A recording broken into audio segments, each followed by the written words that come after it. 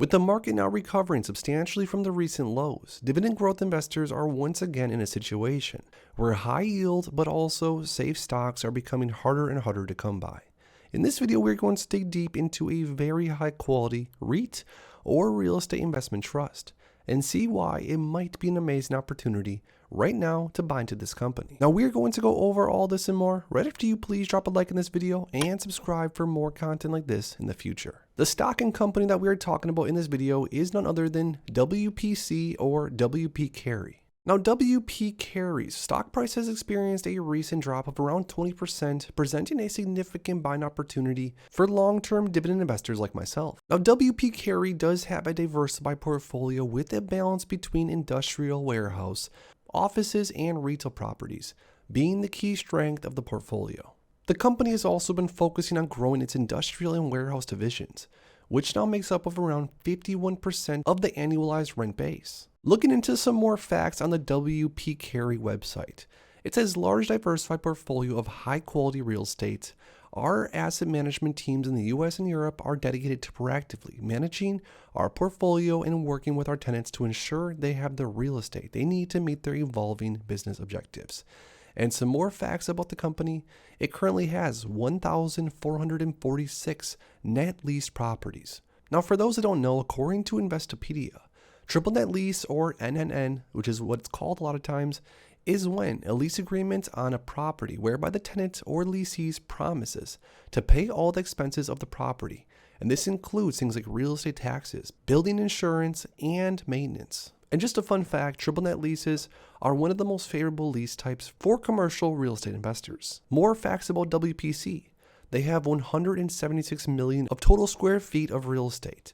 The annualized base rent is 1.4 billion, and the occupancy rate, which means how much of their overall real estate portfolio is currently occupied, and of course earning rental income, that's 99.2%. So when it comes to commercial real estate, I would say anything above 97-98% occupancy is extremely impressive. But WPC has 99.2% occupancy rate. Now, as far as tenants, it's pretty diversified, which we'll go over in a minute, but there's 397 different tenants and leases with rent escalations, which means leases or contracts that have inside of them rental increases in the future. That's 99% of all leases have rent escalations. Now, a side note for dividend investors, when it comes to future rent escalations, that likely means more dividend increases in the future. Now, looking a little bit deeper into the diversification as far as geographical, there's around 35% of all these properties that WP Carey owns throughout Europe. There's a small bit, 2.5% in other, and the rest is in the US. Now, the property diversification is pretty impressive, with 24% warehouse, about 17% retail, about 17% office. We have around 4.5% self-storage, 9.4% other, and industrial makes up 27.3%. Now, honestly, in my opinion, I would love to see WPC have more of a retail portion in the future, but it sounds like they're already working on that. Now, when it comes to real estate investment trusts and diversification, this is exactly what you want to see. You want to see the tenant diversification in different areas because this means that no matter what happens in the overall economy, likely, at least hopefully, most of these tenants will continue to pay rent. And in fact, a lot of the companies that rent from WPC are what I would call pretty much recession proof. Now, to go into more detail of who the top 10 tenants are for WP Carey, they say our top 10 tenants represents 18.6% of ABR and have a weighted average lease term of 11.2 years, which is a pretty long lease time frame. So number one is U-Haul with 78 net lease self-storage properties in the US. Number two, State of Andalusia, 70 government office properties in Spain. Number three, Metro Cash and Carry. Number four, Hellweg. Number five, Extra Space Storage. Number six, OBI Group. Number seven, Fortinova Grupa. Number eight, Nord Anglia Education Inc. Number 9, Eroski, and number 10, Berry Global. Next, looking a little bit closer into WP Carey's stock price and some of the reasons why I've been purchasing a ton of this stock as of recently. So year to date, WPC is down around 13%, over the last year being down around 17.2%. And lots of different real estate investment trusts and pretty much anything involved in real estate has been pretty beat up over the past year or so. And the obvious reason for this is, of course, the increases in rates.